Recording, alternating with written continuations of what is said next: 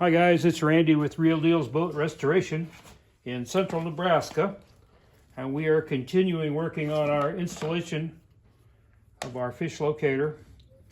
Here you have your typical scanner, transducer.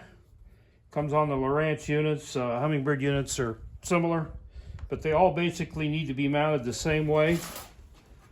And the way I do it, that works for me, I take a ruler, put it flush with the bottom, actually put the transducer on top of my ruler, get it as close to the drain hole as you can without getting right down on the drain hole, because you got to remember when your big engine is hanging here, you don't have a lot of room between the transom and the big engine. So get it over just a little bit so you've got room for your motor. And mark your lines. I'm going to mark them right there. And I do mark them right in the middle of the adjustable transducer bracket, because you may want to run it up or down a little bit. And what we're trying to achieve is we want water to come right off the bottom of this boat and go right across the face of the transducer. If you get this too low, if you're down here, you're going to put a big stream of water, a big rooster tail out behind the boat, and sometimes it throws water back in the back of the boat in the transom area. Don't want that.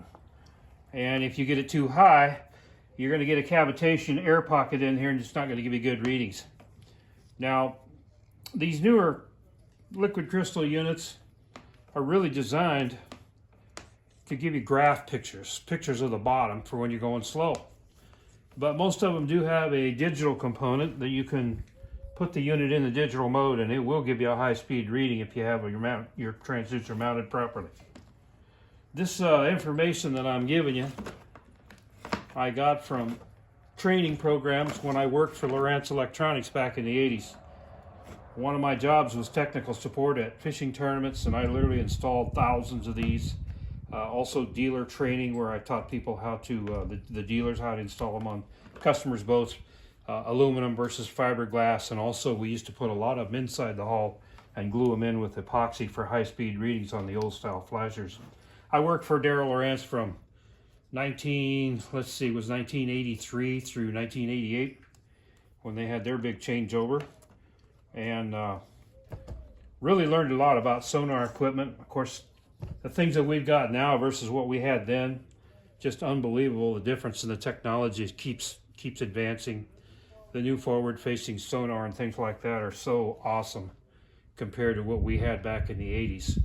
But I guarantee you guys, if you mount your transducer like this using a yardstick or a ruler up against your bottom, you're going to get a really good reading on your fish locator. Now, a lot of bass boats, this one doesn't have it, but a lot of bass boats have a secondary step back, and that creates some problems too, because it creates a cavitation back there. But once again, you want to try and get it where you got the water coming off the bottom of the boat, skimming right across the surface.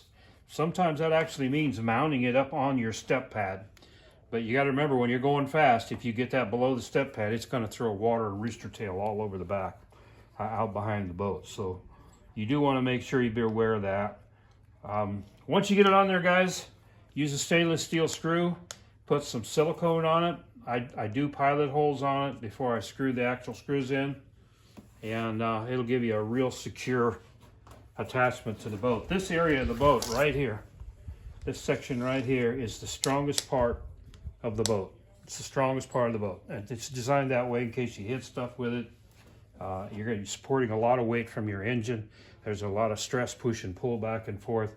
So this whole area here was designed to be the strongest. So make sure you use a screw that's long enough to go in there, and make sure you put silicone on your screw. Okay, we'll keep moving.